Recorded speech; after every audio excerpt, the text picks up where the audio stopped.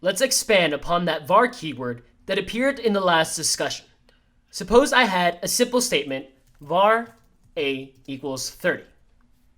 Now, what exactly occurs in our JavaScript? Well, the var keyword represents a declaration of a variable which stores data values like strings, numbers, and other data types. The equal sign represents the actual assignment of that variable. So in this case, we assign the value of 30 to our variable a. Now, we don't simply refer to the a variable as just a variable, but we call it an identifier. Identifiers can have any arbitrary name the programmer decides to give it in order to represent values.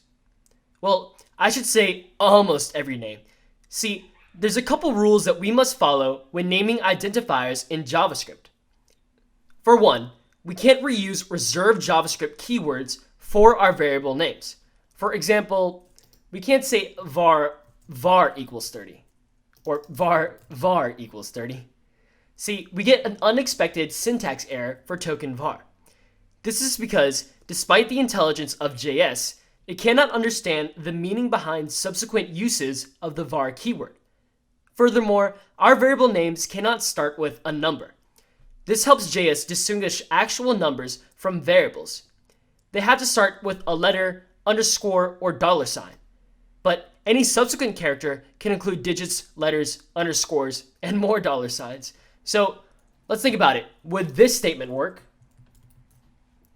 Well, no, we find an unexpected number, and as mentioned earlier, we cannot work with this, and you should also see from the code editor that things look a little miscolored, which should signal to you that we broke a JavaScript rule. Let's try another one. Var $underscore a equals 30, and boom, everything looks fine. And as funny as it may look, variables in JS can start with $signs and include underscores. Lastly, let's talk about variable names that potentially include more than one word within them. Consider the following statement. Var first greeting equals hello. Would this statement work? No, we see uncaught syntax error, unexpected identifier. Now, this is because JavaScript keywords or variable names or identifiers cannot have spaces within them. So, how do we create an identifier that has more than one word within it? How do we solve this problem? As a solution, we take two primary approaches in JavaScript. The first is called snake casing, which simply joins the separated words together with an underscore.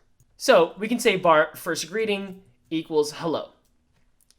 Now, if you have a friend who doesn't like snakes, well, tell him or her not to fear, because we also have a convention called camel casing in order to have multi-word identifiers in JS. The solution here instead of an underscore is to capitalize the first letter of the next word and join them together. And boom, we have a valid identifier. Now, if your friend is scared of snakes and camels, then you're kind of out of luck. In all seriousness though, when it comes to the difference between snake casing and camel casing, it really comes down to a matter of preference for the programmer or company producing the code. Either conventions will work and will stay clear and helpful as long as you stay internally consistent with one convention throughout the program.